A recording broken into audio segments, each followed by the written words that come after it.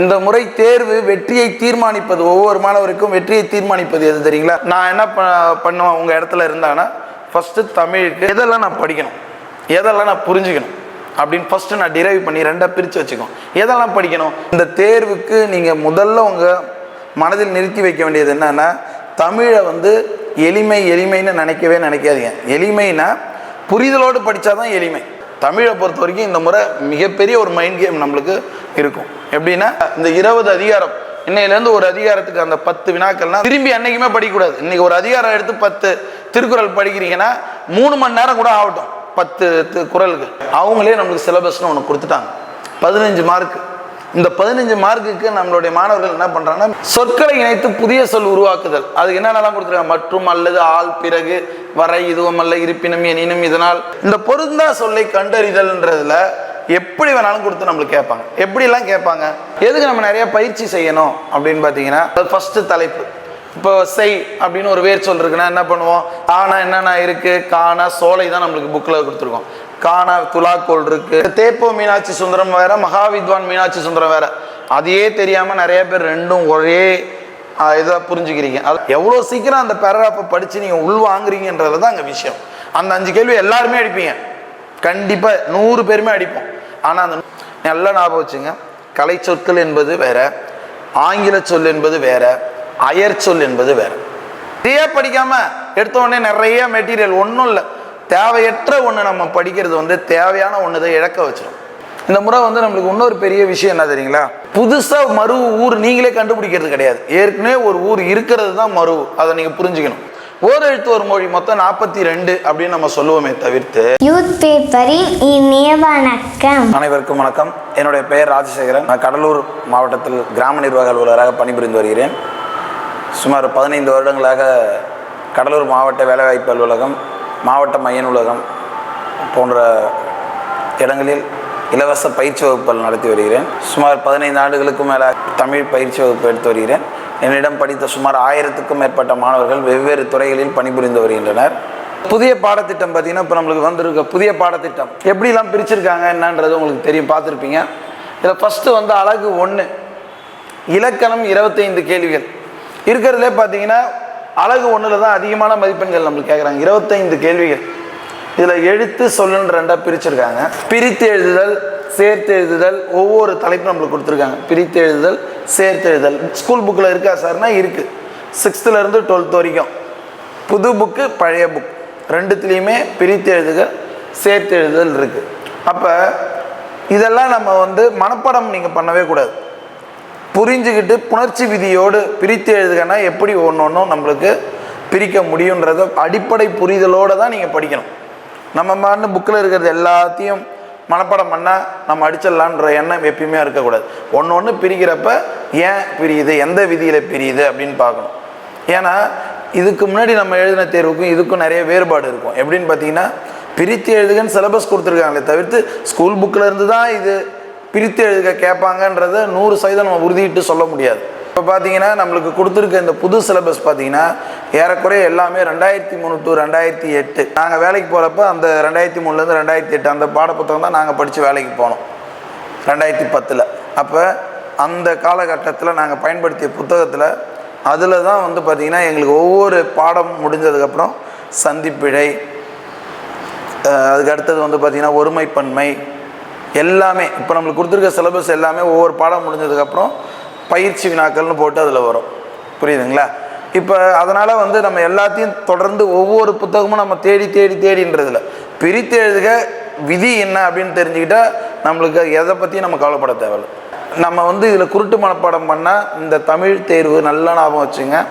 இந்த தமிழ் தேர்வு இந்த முறை வந்து உங்களுக்கு ஒன்றும் புரிந்தால் மட்டும்தான் நம்மளை எக்ஸாமில் தைரியமாக நீங்கள் எழுத முடியும். நேர மேலாண்மை ரொம்ப ரொம்ப முக்கியம் இந்த தேர்வை பொறுத்த வரைக்கும். ஏன்னா நாங்கள் 4 ஆப்ஷனும் ஒரே மாதிரி இருக்கும். 4 ஆப்ஷனும் இதுக்கு முன்னாடிலாம் தமிழ் நீங்கள் எல்லாருமே 1 மணி நேரத்துக்கு குறைவாகவே எழுதியிருப்பீங்க. ஆனால் இந்த முறை உங்களுக்கு தமிழுக்கு மட்டுமே 1.25 மணி நேரத்துக்கு மேலே தான் நேரம் ஆகும் குறைஞ்சது.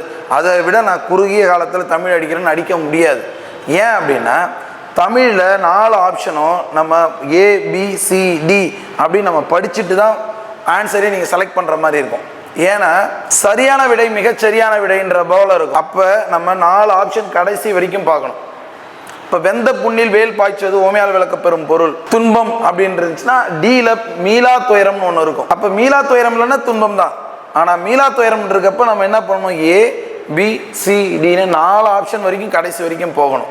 இந்த தேர்வுக்கு நீங்கள் முதல்ல உங்கள் மனதில் நிறுத்தி வைக்க வேண்டியது என்னன்னா, தமிழை வந்து எளிமைன்னு நினைக்காதீங்க. எளிமைனா புரிதலோடு படித்தா தான் எளிமை. ஏன்னா இதுக்கு முன்னாடி தமிழ் வந்து நிறைய படிக்கணும்னு இருந்துச்சு. இப்போ தமிழ் எப்படி கொண்டு வந்துட்டாங்கன்னா, ஒன்று விஷயம் தமிழோட உண்மையான அறிவு, அடிப்படை அறிவு இருந்தால் தான் தமிழில் அதிகமாக நம்ம ஸ்கோர் பண்ண முடியும். எளிது தான். ஒவ்வொரு தலைப்பையும் நம்ம படித்து புரிஞ்சுக்கிட்டு போனோன்னா திரும்பி வந்து நம்ம ரிவிஷன் பார்த்துக்கிட்டு போக வேண்டியது தான். முன்னாடி போல் நிறைய படிக்க வேண்டியது. முன்னாடி நம்ம என்ன பண்ணுவோம், 6th 12th புது புக்கு, பழைய புக்கு, சிறப்பு தமிழ் இல்லையா, 11th 12th சிறப்பு தமிழ், 11th 12th வந்து சிறப்பு தமிழ் புது புக்கு, பழைய புக்கு படிப்போம், இலக்கிய வரலாறு படிப்போம், இவ்வளவும் படிப்போம். ஆனால் கிட்டத்தட்ட இப்போ சிலபஸ் மாதிரியும் எல்லாரும் அதே தான் பண்ணிக்கிட்டு இருக்காங்க. இன்னமும் அவங்களுக்கு அதை ஏற்றுக்கவே முடியல. இன்னமும் எல்லாத்தையும் படிக்கிறாங்க. ஏன் படிக்கிறாங்கன்றதே தெரியல. அப்போ சிலபஸ் என்ன, அதை சார்ந்து தான் நம்ம படிக்க போகணும். பிரித்து எழுதுதல், சேர்த்து எழுதுதல், இதை பொறுத்த வரைக்கும் என்ன சார் நான் பண்ணணும், புரிஞ்சுக்கணும். எப்படி பிரித்து எழுதுதல், சேர்த்தல், புணர்ச்சி விதி, இது ரெண்டுமே. சந்திப்பிழை பொறுத்த வரைக்கும் பார்த்தீங்கன்னா 3 to 4 கேள்வி கண்டிப்பாக கேட்பாங்க. ஏன்னா இந்த இதில் வெயிட்டேஜ் 25 கொஸ்டின். இந்த வெயிட்டேஜ் இதில் எல்லாத்துக்குமே ஈக்குவலாக 3 to 4 மார்க் வரும்.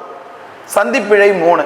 அப்போ சந்திப்பிழைக்கு என்னென்ன விதி இருக்கோ எல்லா விதியும், வல்லினம் மிகும் இடம் எது, மிகா இடம் எது, அது நம்ம புக்கில் எல்லாமே இருக்குது. ஃபஸ்ட்டு நீங்கள் நம்ம புக்கை நம்பணும், ஸ்கூல் புக்கை நம்பணும். ஸ்கூல் புக்கில் என்னென்ன இருக்குன்றதை பாருங்கள். அதுக்கப்புறம் தான் நம்ம வெளியில் வேறு ஏதாவது படிக்கணும். சந்திப்பிழை, வல்லினம் மிகும் இடம் எது, மிகா இடம் எது. இந்த குறில் நெடில் வேறுபாடு புக்கில் ரொம்ப கம்மியாக தான் இருக்குது, ரொம்ப கம்மி. அது வந்து பார்த்திங்கன்னா குறில் நெடில் வேறுபாடு நம்ம ஸ்கூல் புக்கில் இருக்கிறத பார்த்துட்டு நீங்களும் சில சொற்கள் வந்து நம்ம பயிற்சி செய்யணும். இப்போ நம்மளுடைய பாடப்புத்தகத்தில் இருக்கிறது ரொம்ப கம்மியாக தான் இருக்குது குறில் நெடில் வேறுபாடு. நம்ம இப்போ பாண்டியன் கையில் டெஸ்ட் ப்ராக்டிஸில் நிறைய கொடுத்துருக்கோம். அதுக்கு அடுத்தது இந்த ரகர வேறுபாடு, நகர வேறுபாடு, ரகர வேறுபாடு இருக்குது இல்லைங்களா, அது வந்து ஒரு குறிப்பிட்ட பகுதி இருக்குது. லகர வேறுபாடெல்லாம் என்னென்ன இருக்குது, அதுக்கடுத்து தனித்தனியாக ஒவ்வொரு பகுதியையும் அது நீங்கள் வந்து மனப்பாடம் பண்ணிக்கலாம். அது என்ன இருக்கோ அது. இது வந்து 3 to 4 மார்க் இதுவும் வரும். இது வந்து நம்ம ஸ்கூல் புக்லேயும் இருக்குது. அது இல்லாமல் நீங்கள் வெளியிலேயும் நீங்கள் இதை ப்ராக்டிஸ் பண்ணணும். ஏன்னா ஸ்கூல் புக்கில் ரொம்ப கம்மி இது, இந்த ரகர வேறுபாடு. அடுத்தது இனவெழுத்துக்கள் அறிதல், அதுவும் ரொம்ப கம்மியாக தான் இருக்குது புக்கில். இன எழுத்துக்கள் 6th புக்கில் வரும், இன எழுத்துன்னு சொல்லிட்டு. அது சும்மா அடிப்படை தான் இருக்கும், அதை சார்ந்து நம்ம படிச்சுக்கணும். அதுக்கடுத்தது சுட்டெழுத்துக்கள், வினா எழுத்துக்கள், ஆ இ உ சுட்டெழுத்துக்கள்னு சொல்லுவோம், வினா எழுத்துக்கள் சொல்லுவோம். இதுவும் ரொம்ப முக்கியம். சுட்டு எழுத்துக்கள், வினா எழுத்துக்கள்லாம் தெரிஞ்சால் தான் நம்ம சந்திப்பிழை போக முடியும். சந்திப்பிழை என்பது மிக சிறிய ஒரு தலைப்புக்கு கிடையாது, எல்லாமே தெரியணும். இலக்கண குறிப்பு எல்லாமே தெரியணும். தெரிஞ்சால் தான் நம்ம சந்திப்பிழை அடிக்க முடியும்.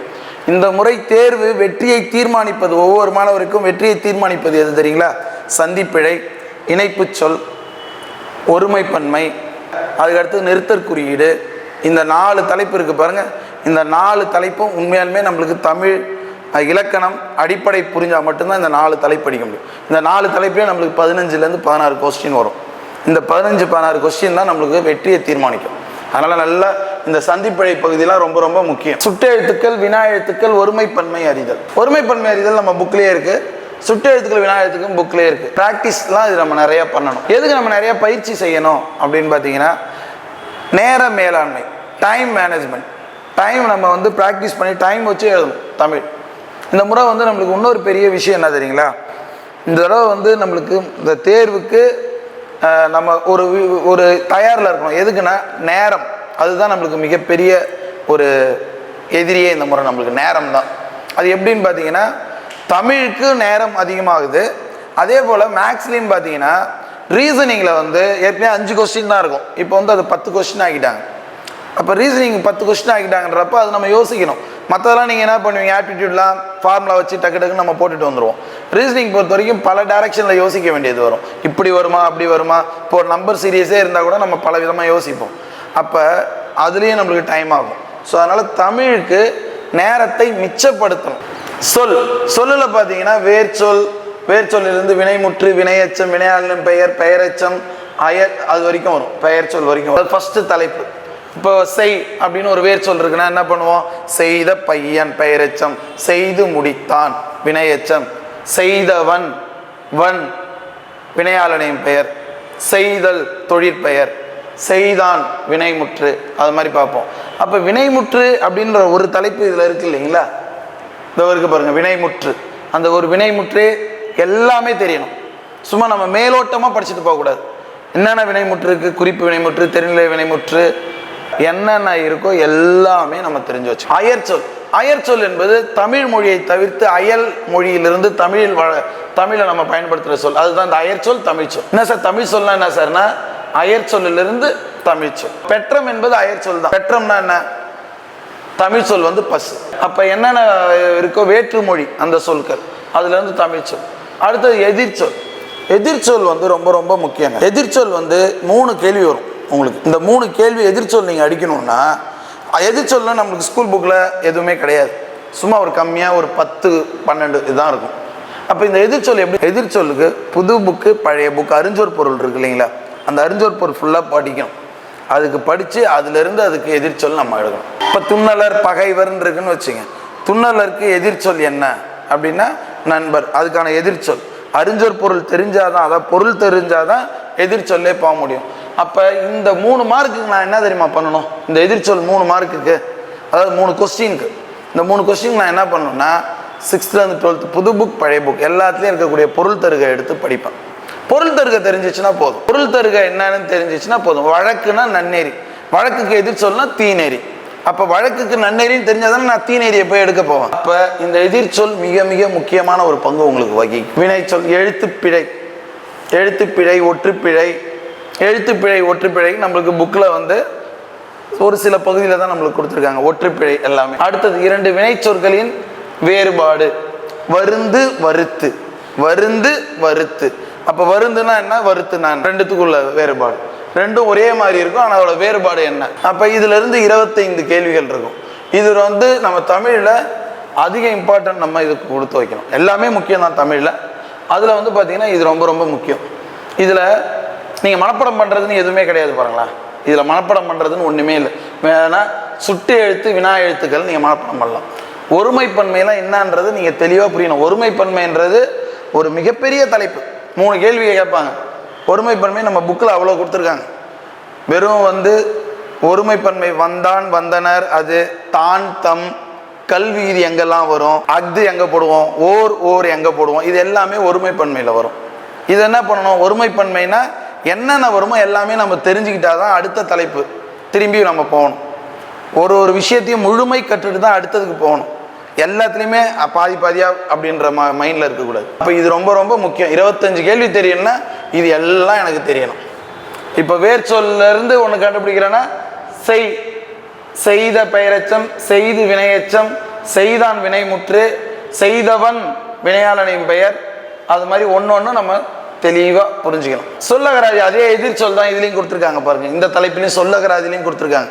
ரெண்டும் என்ன சார்னா ரெண்டுத்துலேயுமே கொடுத்துருக்குறாங்க. ரெண்டுமே வந்து பார்த்தீங்கன்னா ஒரே இதுதான், எதிர்ச்சொல்லை எடுத்து எழுதுது. பொருள் புரிஞ்சாதான் எதிர்ச்சொல் போக முடியும்னு நான் ஏற்கனவே சொன்னேன். எதிர்ச்சொல் அப்போ பாருங்க, எதிர்ச்சொல் அதுலேயும் அழகு 1லேயே இருக்குது, அழகு 2லேயும் இருக்குது. ஓர் எழுத்து ஒரு மொழி ரொம்ப ரொம்ப முக்கியம். ஓர் எழுத்து ஒரு மொழி மொத்தம் 42 அப்படின்னு நம்ம சொல்லுவோமே தவிர்த்து, போன முறை குரூப் 2 இன்டர்வியூ போஸ்ட்டில் எப்படி வினாக்கள் கேட்டாங்கன்றது உங்களுக்கே தெரியும். ஒன்று கூட அந்த நம்ம பாடப்புத்தகத்தில் இருந்தது கேட்கல. இந்த ஓர் எழுத்து ஒரு மொழிக்கு கூடுதலான தகவல்கள் அதுக்கு நீங்கள் படிக்கணும். இது நம்ம மனப்பாடம் பண்ணுற பகுதி. இது ஓர் எழுத்து ஒரு மொழி.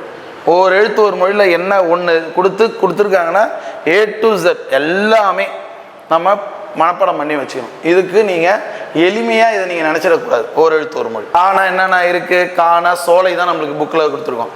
காண துலாக்கோல் இருக்குது, காண காப்பு, நிறைய சொற்கள் இருக்குது. அந்த சொற்கள் எல்லாத்தையும் நீங்கள் மனப்பாடம் பண்ணணும். இப்போ இதான் நீங்கள் முடிச்சு வச்சிடணும் ஓர் எழுத்து ஒரு மொழியெலாம். ஏன்னா இதை வந்து கடைசி சமயத்தில் கூட்டி தலையில் வச்சுக்க கூடாது. ஒரு நாளைக்கு இப்போ காவரிசை அப்படின்னா காவரிசையில் இருக்க ஓர் எழுத்து ஒரு மொழி ஃபுல்லாக ஒரு நாள் பாருங்கள். இப்படி படித்தா தான் நம்மளுக்கு வந்து மனசில் நிற்கும். ஒரே நாள் மொத்தமாக எல்லாத்தையும் மனப்பாடம் பண்ணவே கூடாது. நீங்கள் என்ன பண்ணணும்? உயிரெழுத்து ஒரு நாள், இன்றைக்கி உயிரெழுத்து என்னென்ன ஓர் எழுத்து ஒரு மொழி இருக்குது, அதான் இன்னைய வேலை எனக்கு அப்படின்னு தான் நம்ம தமிழை பிரித்து தான் கொஞ்சம் கொஞ்சமாக பார்க்கணும். மனப்பாடம் பண்ணுறதை பிரித்து பார்க்கணும்னு சொல்கிறேன்.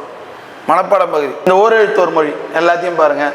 அடுத்தது உரிய பொருளை கண்டறிதல்னா ஒன்றும் கிடையாது, பொருள் தருக. நான் சொன்னேன்ல, அறிஞ்சொர் பொருள் படிங்க 6th to 12th புது புக்கு பழைய புக்குன்னு, அதான் அது உரிய பொருளை கண்டறிதல்.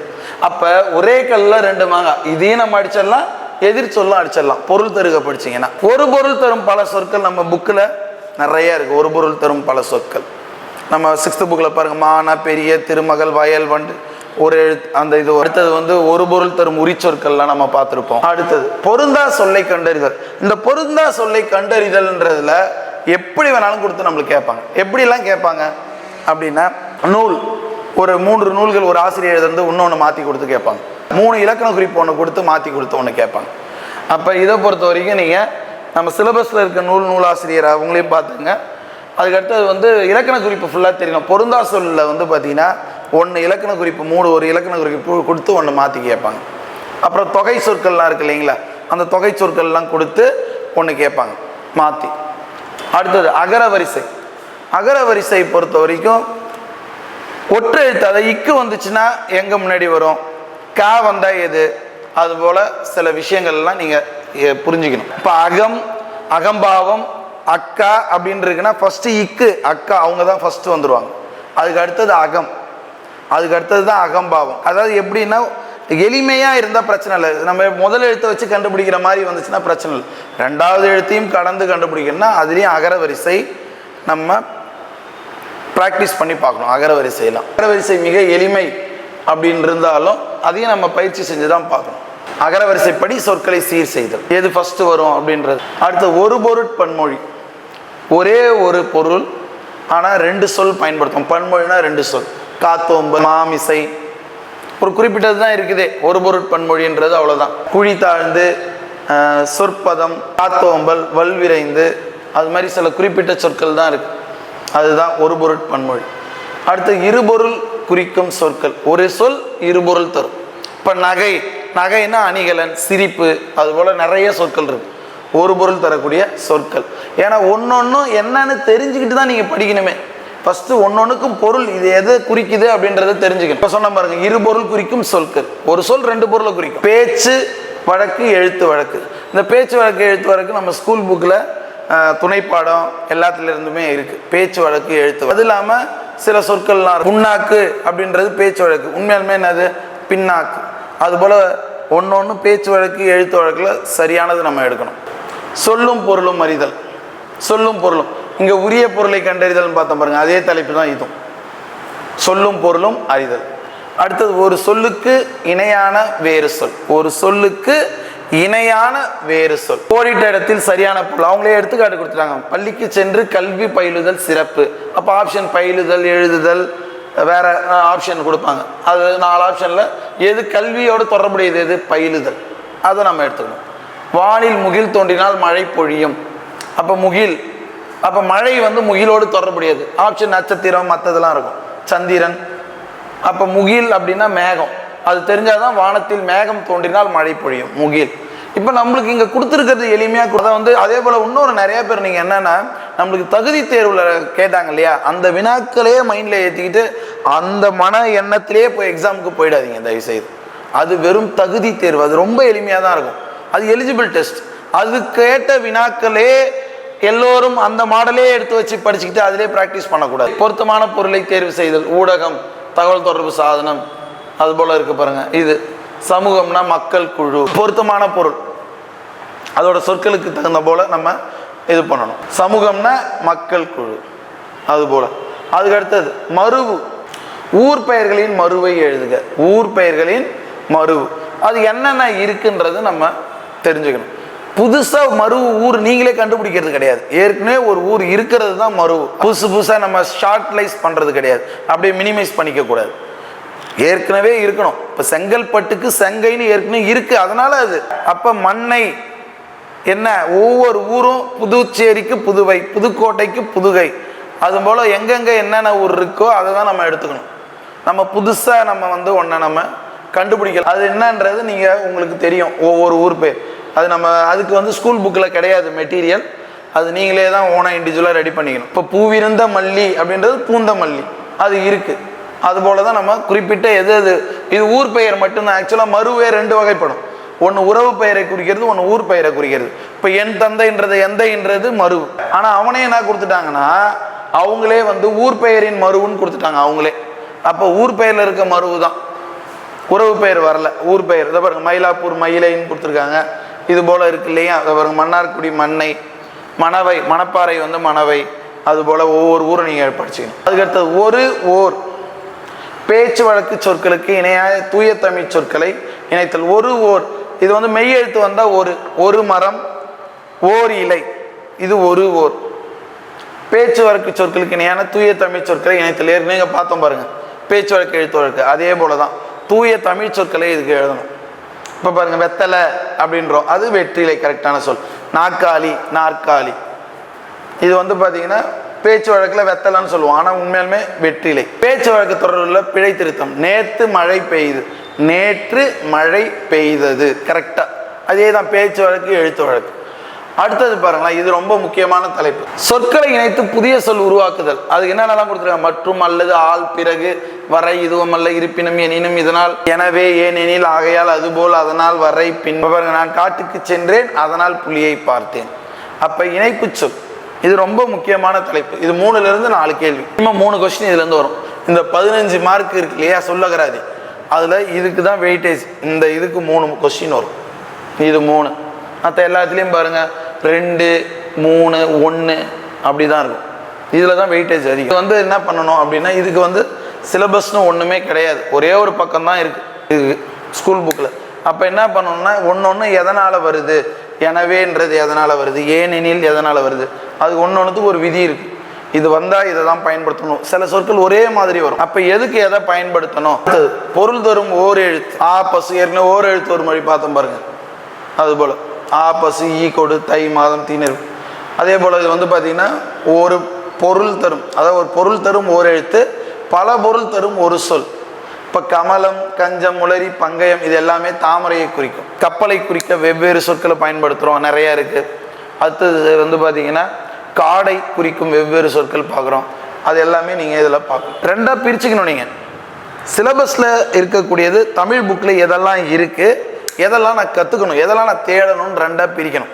எல்லாருமே என்ன பண்ணுறீங்க, புக்கே விட்டுட்டு வெளியில் ஓடி போய் தேடுறீங்க. அது ரொம்ப தப்பு. ஃபஸ்ட்டு இருக்கிறத பார்க்கணும். நம்மளுக்கு இன்னும் நல்லா நீங்கள் புரிஞ்சுக்கிட்டீங்கன்னா, ஏறக்குறைய நம்மளுக்கு 80% இந்த சிலபஸில் இருக்கிறது புக்கில் இருந்து மட்டும்தான் வரும். ஏன்னா இந்த கொஸ்டின் முதல்ல நம்ம தான் எழுதவே போகிறோம். ஃபஸ்ட்டு கொஸ்டின் எழுத போகிறோம். புக்கில் அவ்வளோ சாய்ஸ் இருக்குது அவங்களுக்கு எடுக்கிறதுக்கு, புக்கில் இருந்தால் வரும். சில தலைப்புகள் தான் வெளியிலேருந்து, ஏன்னா புக்கு சோர்ஸ் இல்லைனா தான் கொஞ்சம் வெளியில் போவாங்க.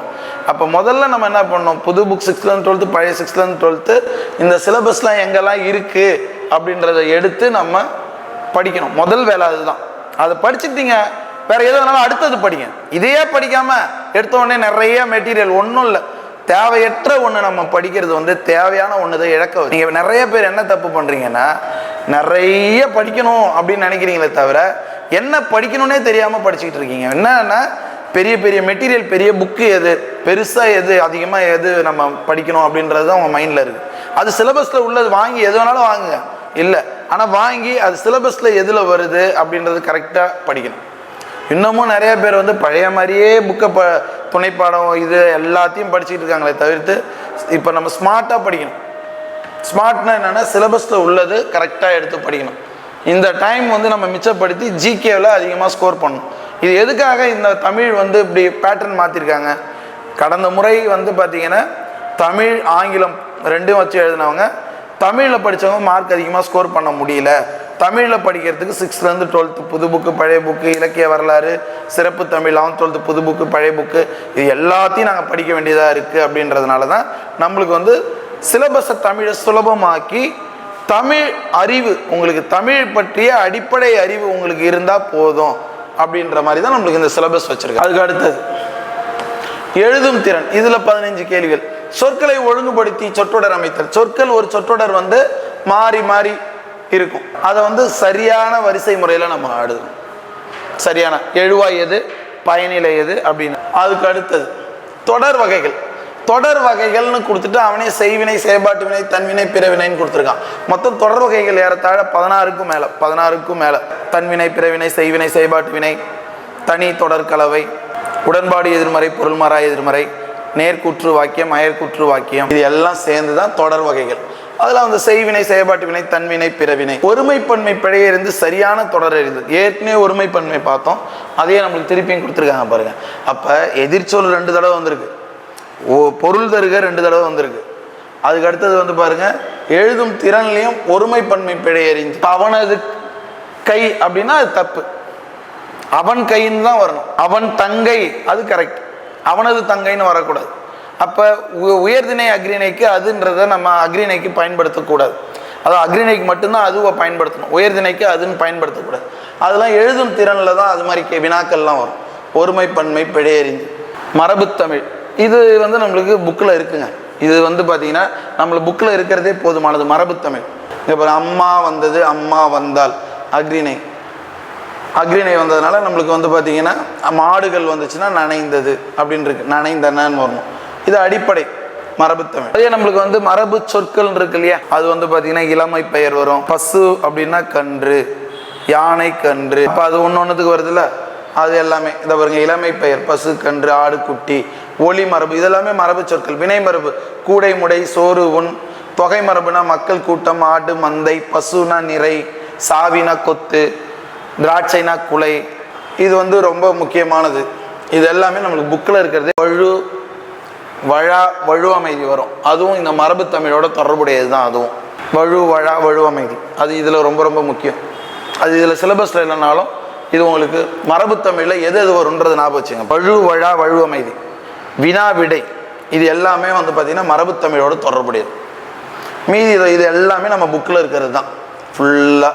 எல்லாமே வெவ்வேறு புத்தகத்தில் நம்மளுக்கு வெவ்வேறு விதமாக கொடுத்துருப்பாங்க. வினை மரபுலாம் கூடை, முடை, சோறு, உண், அப்பம், தீன், இலை, ஒடி, அது மாதிரிலாம் இருக்கும். களை, எடு, அது குறியீடுகள். காற்புள்ளி, அரைப்புள்ளி, முக்கால் புள்ளி, முற்றுப்புள்ளி, வேப்பு குறி, வினா குறி, அமையும் இடங்கள். இது வந்து பார்த்திங்கன்னா நம்மளுக்கு தகுதி தேர்வில் இணைப்பு சொற்களுக்கும் இதுக்கும் நிறைய கொஸ்டின்ஸ் கொடுத்துருப்பாங்க. இப்போ இந்த குறியீடுகள், இந்த காற்புள்ளி, அரைப்புள்ளி, முக்காற்புள்ளி, முற்றுப்புள்ளி, இதெல்லாம் இருக்கு இல்லைங்களா, இது வந்து நம்மளுக்கு ஸ்கூல் புக்கில் இருக்கிறதே போதுமானது. ஒவ்வொரு சொற்களை எண்ணும் போது காற்புள்ளியிட வேண்டும், தொடர்வாக்கியம் வந்தால் அரைப்புள்ளி இட வேண்டும், தலைப்பு, சிறுதலைப்பு, குறுதலைப்புலாம் வந்துச்சுன்னா முக்காற்புள்ளியிட வேண்டும். அது மாதிரி இருக்குது. அது எல்லாமே நம்ம தெரிஞ்சு வச்சுக்கணும். இதுவும் அப்போ இந்த பகுதி ஏறக்குறைய வந்து பார்த்திங்கன்னா நிறைய வந்து நம்ம புக்கிலே எல்லாமே கவர் ஆகிடும். புக்கை தாண்டி இதில் வேறு ஒன்றுமே உங்களுக்கு தேவைப்படாது. வாக்கிய வகையோட அடிப்படை என்னன்னு தெரிஞ்சுக்கணும். மீதி இந்த சொற்களை ஒழுங்குபடுத்திலாம் நம்ம புக்கில் இருக்கக்கூடிய செய்யுள் வரிகள் அதுலேருந்தே நம்மளுக்கு வரும். அடுத்தது கலை சொற்கள். இது ஒரு முக்கியமான தலைப்பு. இன்னும் சொல்ல போனால் இந்த கலை சொற்கள், இந்த 10 கேள்விகள் இருக்கு இல்லையா, இந்த 10 கேள்விகள் வந்து மிகப்பெரிய ஒரு மாற்றத்தை ஏற்படும். இந்த 10 கேள்வி கலை சொற்கள் நம்மளுக்கு ரொம்ப ரொம்ப முக்கியமானது. இது எப்படி இருக்குது நம்மளுக்கு கொடுத்துருக்கிறது வந்து கொடுத்துருக்காங்கல்ல, பல்துறை சார்ந்த கலை சொற்கள், அறிவியல், கல்வி, மருத்துவம், மேலாண்மை, சட்டம், புவியியல். இது 6th-லேருந்து 12th புது புக்கு, பழைய புக் தமிழில் இருக்கிறத முதல்ல படிக்கணும். நல்லா ஞாபகம் வச்சுங்க. கலை சொற்கள் என்பது வேற, ஆங்கில சொல் என்பது வேற, அயர் சொல் என்பது வேற. ஆங்கில சொல்லுக்கும் கலை சொல்லுக்கும் நிறைய வித்தியாசம் இருக்கு. செக்கு, காசோலை என்பது ஆங்கில சொல். அதே வந்து பார்த்தீங்கன்னா பாருங்களேன், சர்ச் என்ஜின், தேடுபொறி, அப்போ இது கலை சொல். கலை சொல்னா என்னன்னா ஒரு சொல்ல புதுசாக அறிவியல் காரணமாக உருவாக்குறாங்க.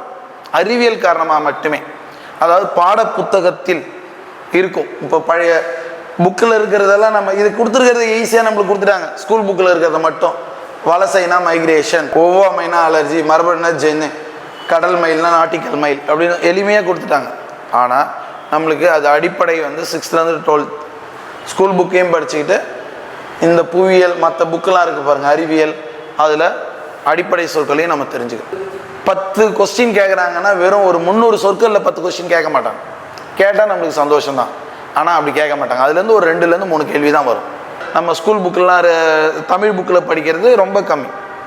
அதையும் தாண்டி சில சொற்களில் எடுக்கணும். இப்போ நம்ம புக்கில் இப்போ ப்ராக்டிஸ் பண்ணுற நம்ம பாண்டியன் கைட் பார்த்தீங்கன்னா ஒவ்வொரு கொஸ்டின்லுமே உங்களுக்கு வந்து பார்த்தீங்கன்னா பொறுத்துக்க மாதிரி கொடுத்துட்டான். ஒவ்வொரு கேள்வியிலுமே பார்த்தீங்கன்னா அதை பாருங்கள், கிட்டத்தட்ட பார்த்தீங்கன்னா 50, நான் அடுத்தது உங்களுக்கு டிஸ்பிளே காட்டுவேன். கிட்டத்தட்ட பார்த்தீங்கன்னா ஒவ்வொரு பொறுத்துக்களை 4, அப்போ 40லேருந்து 50 கொஸ்டின் ஒவ்வொரு டெஸ்ட்லேயுமே உங்களுக்கு கொண்டு வந்துகிட்டே இருக்கான். அப்படின்றப்ப அதை பார்த்தாலே நம்மளுக்கு கலைச்சொற்கள் 5000 கலைச்சொற்கள் கொடுத்துருக்காங்க. 5000 கலைச்சொற்கள். ஏன்னா அதோட வேல்யூ எனக்கு தெரியும். கலைச்சொற்களுக்கு 5000 எப்படி சார் கொடுக்குறீங்கன்னா ஒரு பொறுத்துக்கு 4 கொஸ்டின் வந்துடுதா, அப்போ ஒரு டெஸ்ட் கொஸ்டின்லேயே உங்களுக்கு 40 கொஸ்டின் இருக்கும் கலைச்சொற்கள். எது தேவையோ அதை மட்டும் நம்ம எல்லாத்தையும் கொடுக்கல. எது நம்மளுக்கு தேர்வுக்கு வரும், அதாவது தேர்வு நோக்கில் எதெல்லாம் இருக்கோ அது கொடுத்துருக்கேன். அது புக்கு சிறப்பு தமிழ், அதுக்கப்புறம் 11th 12th தமிழில் புக்கில் இருக்கிறது எல்லாத்தையும் கொடுத்துட்டு அது இல்லாமல் எக்ஸ்ட்ராவும் உங்களுக்கு நிறைய கொடுத்துருக்கேன். கொடுக்கப்பட்ட பத்தியிலிருந்து வினாக்கள் 5 கொஸ்டின் நம்மளுக்கு ஒன்று கேட்பாங்க. எப்படின்னா ஒரு எஸ்ஏ மாதிரி ஒன்று கொடுத்துருவாங்க. அந்த எஸ்ஏ படித்து அதுலேருந்து 5 கேள்வி எடுக்கணும். அப்போ அது என்ன சார் அதிலே தான் இருக்க போகுது 5 கேள்வின்னா, டைம் அதை படித்து அதுலேருந்து நம்ம ஒரு ஆப்ஷன் எடுக்கணும். நீங்கள் இப்போ பாருங்கள், நம்ம நினைப்போம் என்ன சார் ஒரு பேராகிராஃப் கொடுத்து அதுலேருந்து ஒரு 5 கேள்வி கேட்குறதுனா அதிலே ஆன்சர் இருக்க போது நான் கண்டுபிடிச்சிட போகிறேன், இதில் எனக்கு என்ன சார் அப்படின்னா அது இல்லை. இப்போ நம்ம ஒரு கேள்வியை படித்து டக்குன்னு ஆன்சர் எடுக்கிறதுக்கும் ஒரு பேராகிராஃப் நீங்கள் படிக்கணும். அதை படிச்சுட்டு இதை பார்க்குறப்ப திரும்பி அந்த பேராகிராஃபோட ரீகால் பண்ணிட்டு தான் வருவீங்க. அப்போ எவ்வளோ சீக்கிரம் அந்த பேராகிராஃபை படித்து நீங்கள் உள்வாங்குறீங்கன்றது தான் அங்கே விஷயம். அந்த 5 கேள்வி எல்லாருமே அடிப்பீங்க, கண்டிப்பாக 100 பேருமே அடிப்போம். ஆனால் அந்த 100 பேரும் அந்த 5 கேள்வியை எவ்வளோ நேரத்தில் அடிக்கிறோம், அதுதான் மிக மிக முக்கியமான விஷயம். அதுக்கடுத்து பழமொழி நம்ம ஸ்கூல் புக்கில் இருக்கிறதே போதுமானது, அவ்வளோ இருக்குது ஸ்கூல் புக்கில். 6th to 12th புது புக் பழைய புக் எல்லாமே பழமொழி எடுத்துங்க. ஓமை தொடரும் நம்ம ஸ்கூல் புக்கில் இருக்குது, ஓமை தொடர்னு இருக்குது. ஆயிரங்காலத்து பயிர், முதலை கண்ணீர் எல்லாம் இருக்குது. ஓமையால் வளர்க்கப்பெறும் பொருள்னு ஒன்று இருக்குது, ஓமை தொடர்னு இருக்குது. ரெண்டுமே நம்மளுக்கு புரியணும். ஓமை தொடர், மரபு தொடரின் பொருள் அறிதல், இது ரெண்டுமே ஒரே தலைப்பு தான். இப்போ ஆயிரங்காலத்து பயிர்ன்றது மரபு தொடர், ஆயிரங்காலத்து பயிர்ன்றது. அப்போ ஓமை தொடர்ன்றது ரெண்டும் கிட்டத்தட்ட ஒரே இதுதான். காராண்மை போல ஒழுகுதல்னு ஓமை தொடரின் பொருள் அறிதல்னு கொடுக்குறாங்க. காராண்மை போல ஒழுகுதல், அப்போ காராண்மை போல ஒழுகுதல்ன்றதுல ஏ ஆப்ஷன்ல மழைன்னு இருக்கும், அதோட பொருள் மழை தான். ஆனால் அது கிடையாது. ஓமையால் விளக்கப்பெறும் பொருள் என்னன்னா வள்ளல் தன்மை, டீல இருக்கும் வள்ளல் தன்மை, அதை தான் நீங்கள் போய் எடுக்கணும். அப்போ ஓமையால் விளக்கப்பெறும் பொருள் ரொம்ப ஈஸியாக இருக்கும் பார்க்கறதுக்கு, ஆனால் அதோட உண்மையான விஷயம் என்ன, அந்த விளக்கப்படும் பொருள் என்னன்னு தான் நீ அடிக்கணும். ஓமை எதை சொல்லுதுன்னு அடிக்கக்கூடாது, ஓமை என்ன சொல்லுதுன்றது அடிக்கக்கூடாது, அதோட பொருள் என்னவோ அதை தேடி அடிக்கணும். இப்போ எல்லாமே எளிமை போலயே இருந்தாலும் அந்த இடத்துல நம்ம கொஞ்சம் 1க்கு 2, அதாவது ஏ ஆப்ஷன்லேருந்து டி வரைக்கும் நல்லா படிக்கணும், கொஸ்டினை முழுமையாக படிக்கணும், டி ஆப்ஷன் வரைக்கும் போகணும். இதை நல்லா ஞாபகம் வச்சுங்க. இதை எல்லா அளவும் மறந்துடாதீங்க. தேர்வில் மிக மிக முக்கியமானதே இதுதான் தமிழை பொறுத்த வரைக்கும். இப்போ ஒரு கொஸ்டினுக்கு ஆன்சர் பியில் ஏவிலே கிடைச்சிருச்சுன்னா அதை விட சிறந்த விடை இருக்கலாம். ஏன்னா இந்த முறை நீங்கள் எழுத போகிற தமிழ் எல்லாத்துக்குமே விடை, சரியான விடை, மிகச்சரியான விடைன்னு வர அளவுக்கு நம்மளுக்கு போகும். நம்ம தேர்வு அவங்க எழுத வைக்கிறது நம்மளை ஏமாற்றணுன்னு தான் அவங்க வைப்பாங்க. அதை ஏமாறாமல் நான் தப்பிக்கணும், இதுதான் கேம் தான் இது.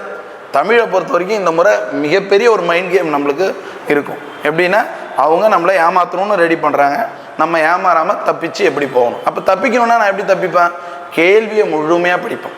கீழ்கண்டவற்றுள் சரியானது அல்லாதது எதுன்னே ஒரு முறை கேள்வி கேட்டிருக்காங்க. அப்போ அவன் தவறுங்க எடுத்தோடனே அவங்க கேட்டிருக்கலாம், அதை கேட்கல. நம்ம படிக்கிறப்ப என்ன பண்ணுவோம், சரி அப்படின்ற வார்த்தை மட்டும் அடிச்சுட்டு உடனே ஆப்ஷனுக்கு போயிடுவோம். அப்போ ஒரு கேள்வியை கடைசி வரைக்கும் நம்ம பார்க்கணும், அது பார்த்து அதுக்கு அடுத்தது ஆப்ஷனும் கடைசி வரைக்கும் பார்க்கணும். இந்த விஷயத்தை தமிழில் மறக்கவே மறக்காதீங்க, இதுதான் ரொம்ப ரொம்ப ரொம்ப முக்கியம். இந்த பழமொழி நான் புக்கில் இருக்குன்னு சொன்னேன், ஆவண உள்ளடக்கங்களை புரிந்து கொள்ளுது. இது பார்த்தீங்கன்னா ஆவண உள்ளடக்கங்கள் ஒரு ஃபைல் கவர்மெண்ட் கெசட் லெட்டரோ ஏதோ ஒன்று கொடுத்து அதோட டீட்டெயிலாக உங்களுக்கு கேட்பாங்க. அதுக்கு அடுத்தது எளிய மொழிபெயர்ப்பு, ஏதோ இருக்கு பாருங்க, ஆங்கில சொல், எளிய மொழிபெயர்ப்பு, ஆங்கிலம் மற்றும் பிற மொழி சொற்களுக்கான இணை தமிழ் சொல். இப்போ இதில் பிற மொழியும் கொடுத்துருக்காங்க, ஆங்கிலமும் சொல்கிறாங்க. கலை சொல் வேற, ஆங்கில சொல் வேற. இதில் கொடுத்துருக்காங்க பாருங்களேன், pen drive, printer, computer, keyboard. இதில் மேக்ஸிமம் எது வரும்னு பார்த்தீங்கன்னா, அதிகமாக எது வரும்னு பார்த்தீங்கன்னா தமிழில் இப்போ நம்ம இங்கிலீஷில் பயன்படுத்தக்கூடிய அலுவலகம் சார்ந்த பொருட்கள்லாம் இருக்குல்ல, பென் டிரைவ், பிரிண்டர், இதெல்லாமே அலுவலகம் சார்ந்த பொருள், அது அதிகமாக வரும்.